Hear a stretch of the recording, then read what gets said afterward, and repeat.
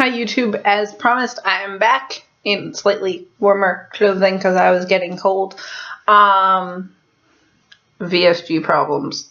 Oh my god, I'm cold all the time. If I haven't mentioned that. Freezing. It's like 80 some, probably like 89 out and humid, and I'm freezing because I've been inside for like a whole half hour. And apparently my body has already been chilled to like Arctic temperatures. But anyways, that's not what I'm here to rant about. I'm here to rant about coffee because people ask me about it all the time, and VSG Bulldog asked me on my last video about what I put in it and how often I drink it and when I started drinking it. So let's talk about coffee. I'm gonna try to refrain from making any comments about things I've read in studies, but it's probably not going to happen because what I want is for people to go do their own research. I'm so sick of this, like, having no clue about anything and just being like, should I do this or not? And you get yes or no answers or what have you, but, like, go do the research and understand why people say what they do and make your own decision. That's a whole other rant, too. I'm in a really ranty mood lately. But anyways, so I cut out coffee, regretfully, at my pre-op diet. I cut out coffee later than I cut out soda, because I knew that I was going to have to cut out all of the pop from then on. Like, it wasn't ever coming back. And the coffee was going to come back eventually. So I cut that out, like, right at the 2-week pre-op diet, but I, like, weaned myself off of carbonated beverages prior to that. So I cut off coffee 2 weeks before surgery, which was May 7th, 2013, and I didn't drink coffee. I'm taking my best guess here. I know I didn't for that whole summer and then into the fall. I believe I started drinking coffee again about 5 months out, and I started in slowly. I kind of like weaned myself back into coffee.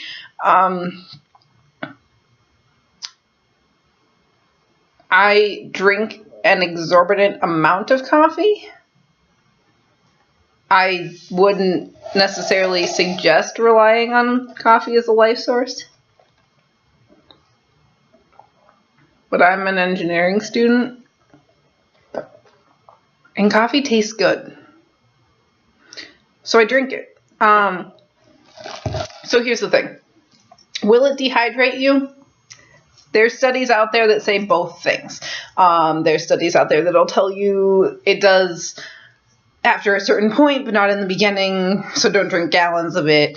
There are studies that say it doesn't dehydrate you at all, and there will be some studies that say it's going to, like, suck all of the water out of you, and you're going to be a shriveled up prune for the rest of your life. So go read the studies, figure out which ones you believe, and all of that jazz. I personally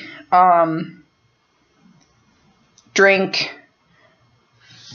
what I consider to be tons of water. I easily get in 64 ounces before like 10 a.m. Well, I easily get in like 64 ounces before noon, but if I'm tracking and pushing myself, I easily get in 64 ounces before like 10 or 11. So by the end of the day, 100, 125, 150 is not unheard of. I am not dehydrated. I'm not dehydrating myself. Coffee doesn't really, for me, regardless of what study may be right and what theory, even if it is dehydrating me, I'm replenishing it. And that's always been one of the things that I've pushed. If you're going to drink coffee, just make sure you're essentially replacing that. So if your goal is 80 ounces of water a day and you drink 6 ounces of coffee, your new water goal should be 86.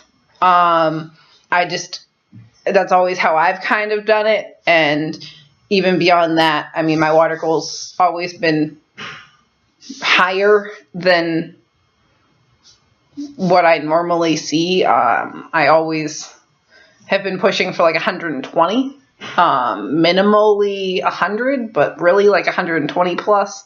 So, the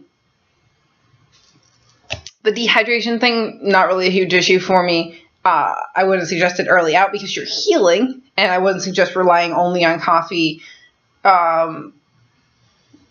Just, don't corrode away your stomach with coffee. But I drink it. I enjoy it. It's part of my life. So to move to the other half of this, what I drink and what I put in my coffee, because that's a question I get all the time. So when I say coffee, I mean coffee. Like, I think some people think I'm rude when they're like, what is that? And I say it's coffee. But when I mean coffee, I mean like coffee beans, ground up, water through it. Coffee. End of story. Not lattes, not frappuccinos, not other milky concoctions. When I say coffee, I literally mean coffee. Most of the time, I drink my coffee with a splash of milk. Sometimes I will do coffee with milk and a little bit of Splenda if I'm feeling really crazy. I will do iced coffee with sugar-free syrup. I will do iced coffee just black. I will do iced coffee with a little bit of milk. Most of the time, it's just coffee with a little bit of milk. Like, I don't go fancy shit all the time. I can be happy with just coffee and a little bit of milk. I drink a ton of hazelnut roasted coffee. I'll also do the syrups, but I think where people get into issues with coffee is thinking of like a latte as coffee, and you're drinking like 20 ounces of milk and thinking of it as nothing. Like, that's a lot of calories and a lot of carbs, and yes, it has protein, but like, you can't drink that like it's nothing. Where I can essentially drink like the amount of milk that's in all of this is nothing compared to what's in, this is 40 calories of milk. I believe. I would have to look at my Fitness Pal again. It's half a cup of skim milk. 40 or 50 calories.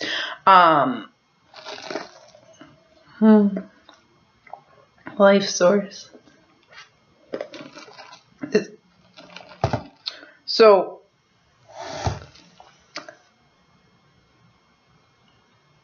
I'm not saying that I never drink any fancy foo-foo drinks, but they are few and far between. They are calorie-laden, even if you get sugar-free versions. So here's my spiel on the things that I get when I don't drink coffee. Because I don't consider the fancy foo-foo drinks coffee. I consider them fancy foo-foo drinks. I can see the comments now. People are going to love my sleep-deprived college videos. I didn't even have calls last night. I was on duty for EMS last night. All through the night, didn't even have any calls, and yet somehow I'm sleep-deprived. So, if I'm in a crazy mood and I'm going to Starbucks or someplace else for fancy foo-foo drink, I will get a skinny caramel macchiato. I love them extra, extra, extra, extra boiling hot, because people don't make fancy foo-foo drinks hot enough because they think that it affects the flavor. It's another problem with fancy foo-foo drinks. So, skinny caramel macchiato,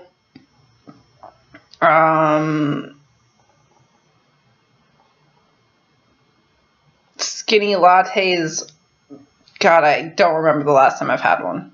Like, it's just really hard for me to, like, consume that much milk. I used to drink milk a lot, but now that my sleeve is matured and I can fit in more food, that many liquid calories is just not my deal. Because I used to drink, like, 3 cups of milk a day back in the beginning. So if you go back to all my original videos, I talk about that all the time. It helped me a ton to get in my protein on top of all the shakes and everything else, I still drank 3 cups of milk a day. Now that's just not really conducive to keeping my calories low enough.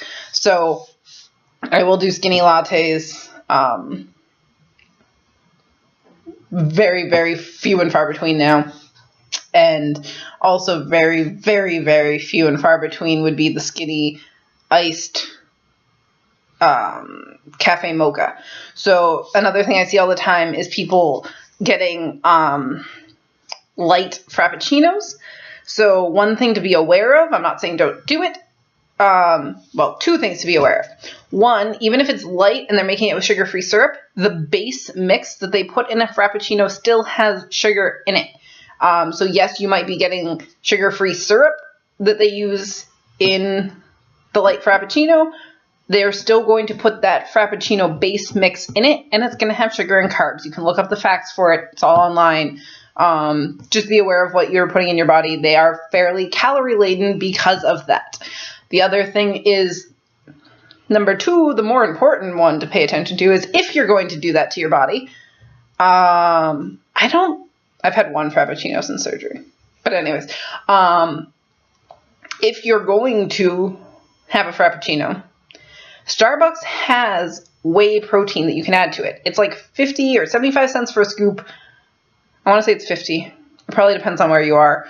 Definitely depends on where you are. Melbourne, freaking could not afford Starbucks in the slightest. It was like literally like $7 for a drink. Other rant. Add the whey protein to the frappuccino. Get some extra protein in there.